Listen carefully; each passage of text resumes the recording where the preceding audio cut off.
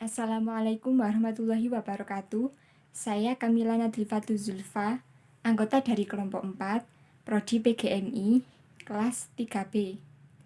Nah, di sini saya akan menyampaikan materi pembelajaran bahasa Indonesia tentang pantun. Yang pertama yaitu pengertian pantun. Pantun adalah salah satu jenis karya sastra yang termasuk dalam jenis puisi lama yang terdiri dari 4 bait, yaitu sampiran dan isi. Sebelum kita mengenal ke jenis-jenis pantun, kita perlu mengetahui ciri-ciri pantun dulu. Yang pertama yaitu pada setiap baitnya terdiri atas 4 baris. Nah, jika pada prosa, mengenal ada paragraf untuk setiap rangkaian kalimat yang berada dalam satu gagasan utama. Jenis puisi ini lebih dikenal dengan bait. Khusus untuk pantun, jenis puisi lama ini memiliki ciri khas yang kuat, yaitu pada setiap baitnya selalu terdiri atas 4 baris. Barisan kata-kata inilah juga disebut dengan sebutan larik. Yang kedua, yaitu terdapat 8-12 suku kata di setiap barisnya. Awal mulanya, pantun ini cenderung tidak dituliskan, melainkan disampaikan secara lisan. Oleh karena itulah, pantun dibuat sesingkat mungkin, namun tetap padat berisi. Oleh karena alasan ini, setiap baris pada pantun umumnya terdiri dari 8-12 suku kata. Yang ketiga yaitu memiliki sampiran dan isi. Nah, salah satu keunikan pantun yang membuatnya menjadi begitu mudah diingat adalah jenis puisi lama yang satu ini tidak hanya padat berisi, melainkan juga memiliki pengantar yang puitis sehingga terdengar jenaka. Untuk masalah penempatannya, untuk sampiran terdiri pada baris pertama dan baris kedua. Untuk isi terdiri pada baris ketiga dan keempat. Yang keempat yaitu berima ABAB. Rima atau yang juga disebut dengan saja adalah kesamaan bunyi yang terdapat dalam puisi. Biasanya jenis puisi-puisi lama ini kental akan rima. Khusus untuk pantun, jenis puisi yang satu ini memiliki ciri khas yang begitu kuat, yaitu rimanya adalah ABAB. Yang dimaksud dengan ABAB adalah ada kesamaan bunyi antara baris pertama dengan ketiga dan baris kedua dengan baris keempat. Jadi, kesamaan bunyi pada pantun selalu terjadi antara sampiran dan isi. Yang ketiga yaitu jenis-jenis pantun. Yang pertama ada pantun nasihat. Pantun nasihat ini dibuat untuk memberikan anjuran terhadap seseorang ataupun masyarakat. Pantun yang satu ini memiliki isi yang bertujuan menyampaikan pesan moral dan didikan. Yang kedua yaitu pantun jenaka. Sesuai namanya, jenis pantun yang satu ini memang memiliki kandungan isi yang lucu dan menarik. Tujuannya tak lain tak bukan yaitu untuk menghibur kepada orang yang mendengar ataupun membacanya. Tidak jarang pula, pantun jenaka digunakan untuk menyampaikan sindiran akan kondisi masyarakat yang dikemas dalam bentuk ringan dan jenaka. Yang ketiga yaitu pantun agama. Jenis pantun yang satu ini memiliki kandungan isi yang membahas mengenai manusia dengan penciptanya. Tujuannya serupa dengan pantun nasihat, yaitu memberikan pesan moral dan didikan kepada pendengar dan pembaca. Akan tetapi, tema di pantun agama lebih spesifik karena memegang nilai-nilai dan prinsip agama tertentu.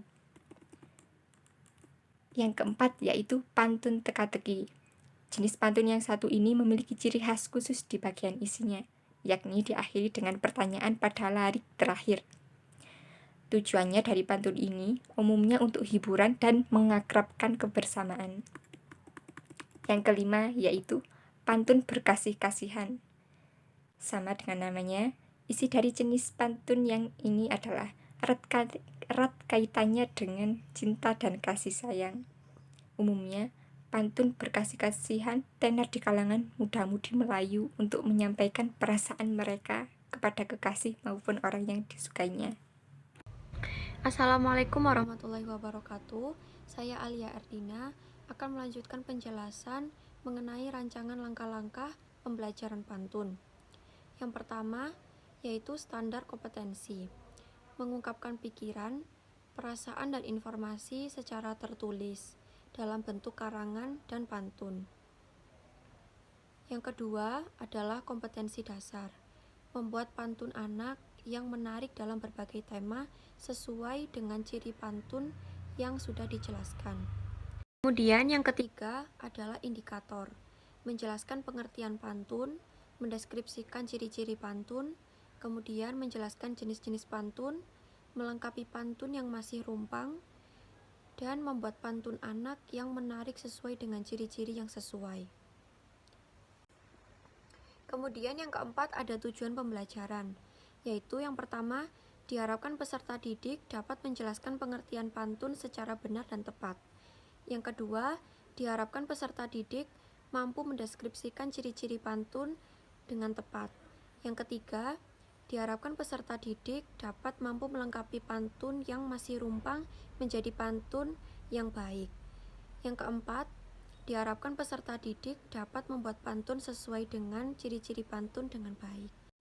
Assalamualaikum warahmatullahi wabarakatuh. Saya Holidatul Azizah, anggota dari kelompok 4, akan menjelaskan mengenai karakter siswa, metode pembelajaran, dan rancangan langkah-langkah pembelajaran bahasa Indonesia.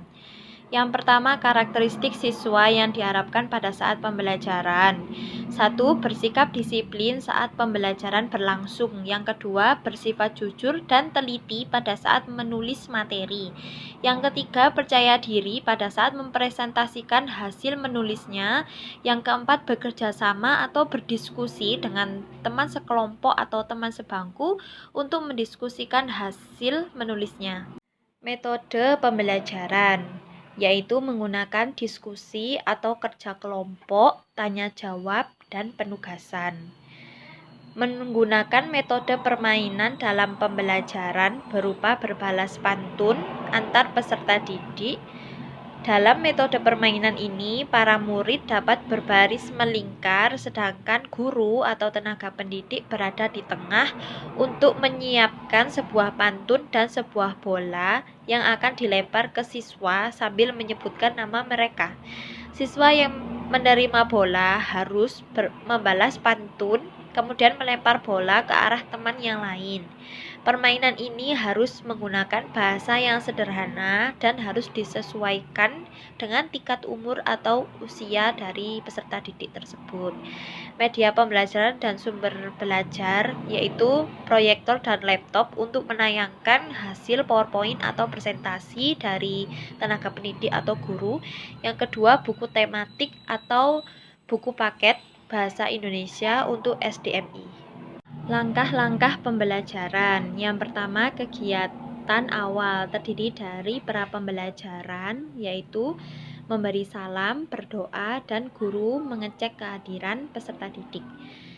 Membuka pelajaran meliputi guru menyampaikan tujuan pembelajaran yang ingin dicapai agar para peserta didik dapat termotivasi untuk memperhatikan pelajaran. Dan guru memberikan stimulus atau rancangan untuk memancing siswa terhadap materi yang diajarkan. Yang kedua, kegiatan inti meliputi pelaksanaan penyampaian materi yang ingin diajarkan oleh guru, proses diskusi kelompok, proses tanya jawab antara peserta didik dan guru memberikan penguatan dan komentar positif pada siswa atau kelompok dengan kinerja terbaik. Yang ketiga, kegiatan akhir meliputi simpulan kegiatan yang telah dilakukan. Para peserta didik mengerjakan soal evaluasi akhir secara individual. Guru meluruskan jika ada hal yang menyimpang atau kurang tepat selama pembelajaran. Yang terakhir, penilaian oleh guru meliputi tes dalam proses yaitu tanya jawab antara peserta didik dan guru, kemudian tes akhir yaitu tes evaluasi. Sekian penjelasan dari kelompok kami, kurang lebihnya mohon maaf. Wassalamualaikum warahmatullahi wabarakatuh.